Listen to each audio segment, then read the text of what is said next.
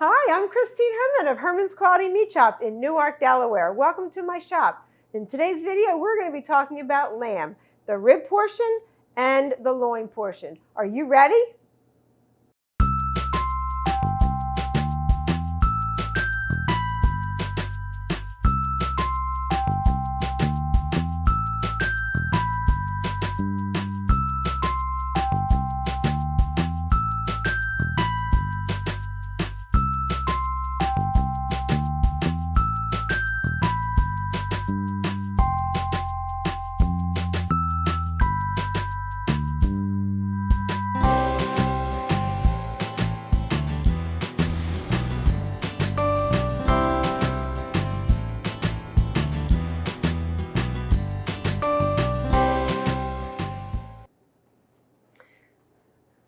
Okay, so here we have the rib portion of the lamb, and you can see here the rib bones, each one here. We're going to get to a little more detail about that in a few minutes.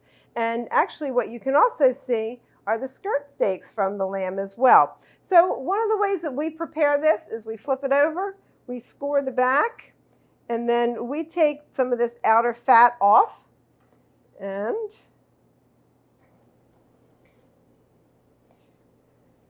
because we don't like to have all of this extra waste on here.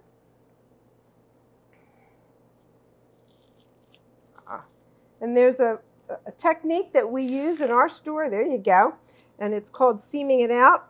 And I've showed you this before in another video, but you see how nicely that comes right up. And it separates part of the fat that I don't want because it doesn't make as nice. That's beautiful. Doesn't make as nice a cut of meat when the finished product is done. And we're just going to take that right down to the back of the bone. Clean that up. And we don't waste anything here at Herman's, and one of the reasons why our ground lamb is so delicious is because it comes from all the parts of the animal that we don't use for the chops or roasts. And this would be one of those pieces that we would use to get our ground lamb trim from.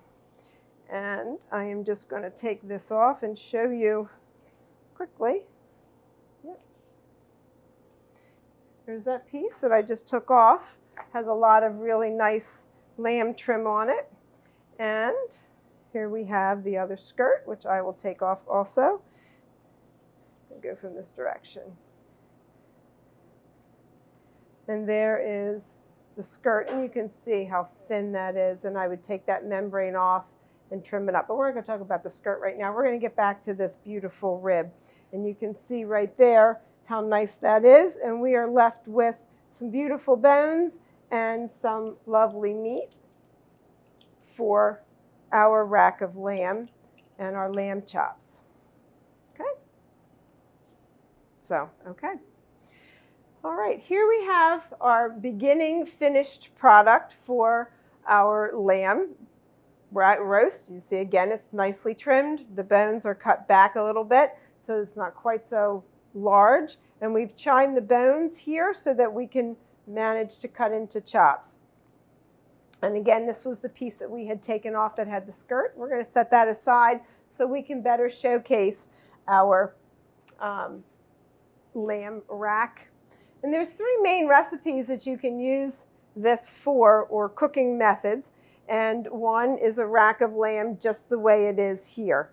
And some of our customers like when we French the lamb bones, and I'm going to do that for you next, is just kind of deeply trimming more of the fat and the meat off the bones. And we'll just set that there. And this gives a really nice, pretty presentation, and also can be used for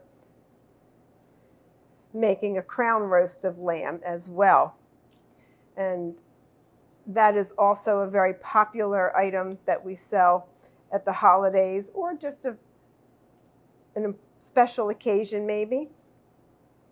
It just takes a few minutes to clean up these bones.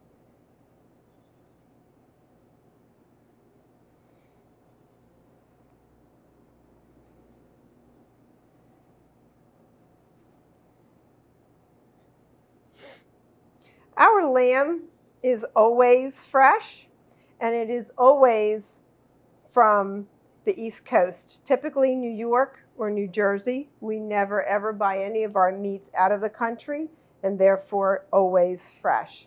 Something always to keep in mind. And interestingly enough, a whole lamb really only weighs about 60 to 65 pounds.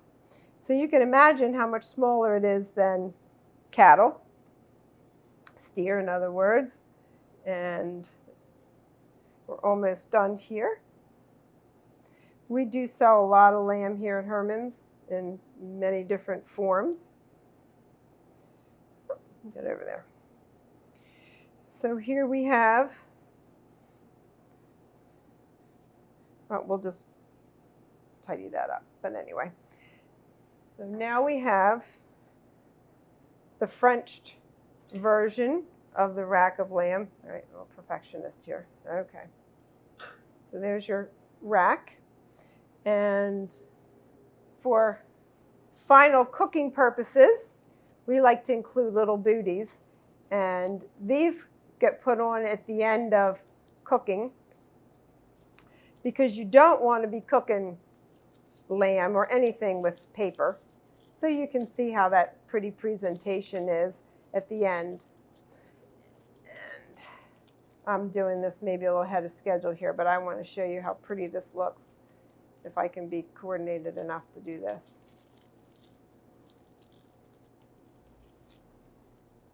Ready? Are you ready?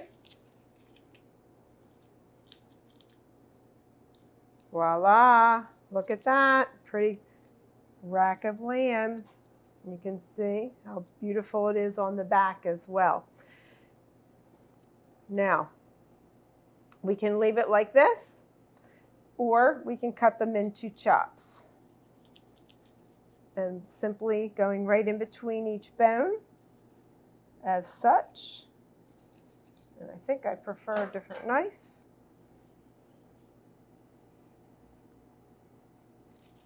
Oh, it's still fighting with me here.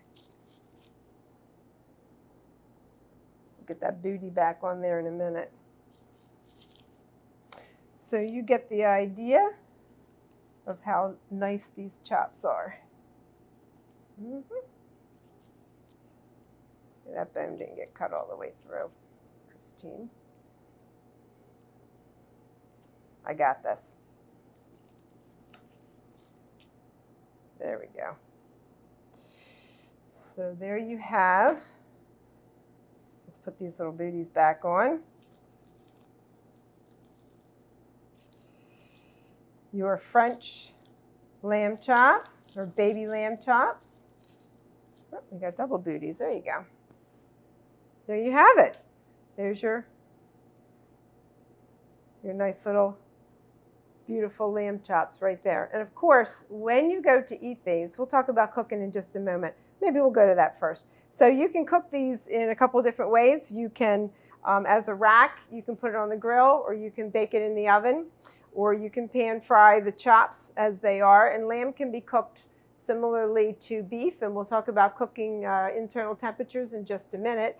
However, when you're ready to serve them, you want to put the booty on, because the booty is designed to make sure that you keep your fingertips clean while you're eating your chop, because you don't want to waste anything. You got to make sure you get your little pinky out there when you're eating it, okay? That's after you eat the meat off the bone, and then you just go from there. So there you have it. There's our lamb chops from the rib and our rack. Voila. Thank you. And another very popular portion of the lamb is the loin. And this is the primal piece of the loin, and you can see it's got some of the flanks in there as well. And we're going to prepare this very similar to how we just did the rib. So we're going to take off this back piece of fat, again by scoring it, so you can see what I'm doing here. Score it and pull it off.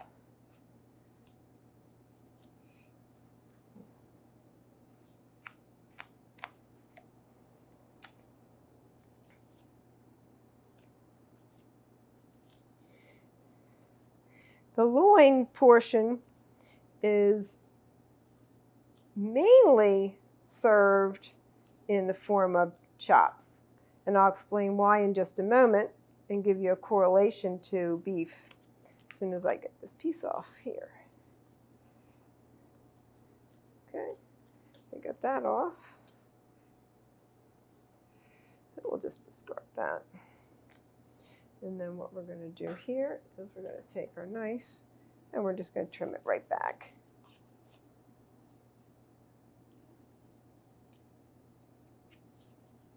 That's where I need my little hand saw right here.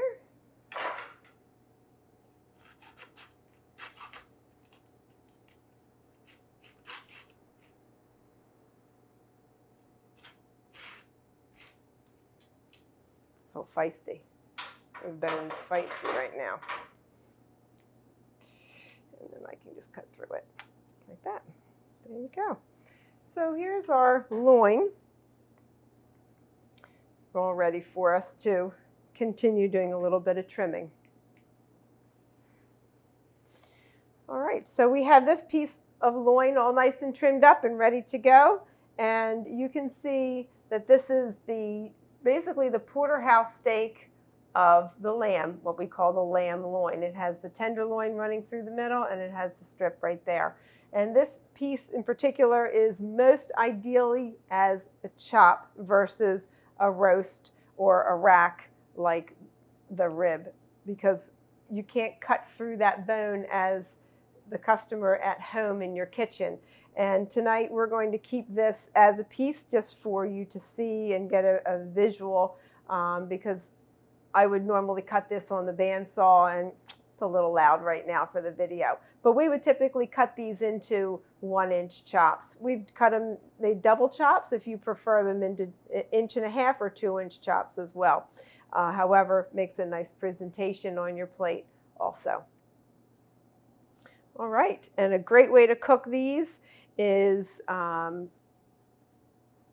fried or grilled. Either way is ideal. Lamb is oftentimes coupled with rosemary, garlic, and olive oil, a little bit of salt and pepper.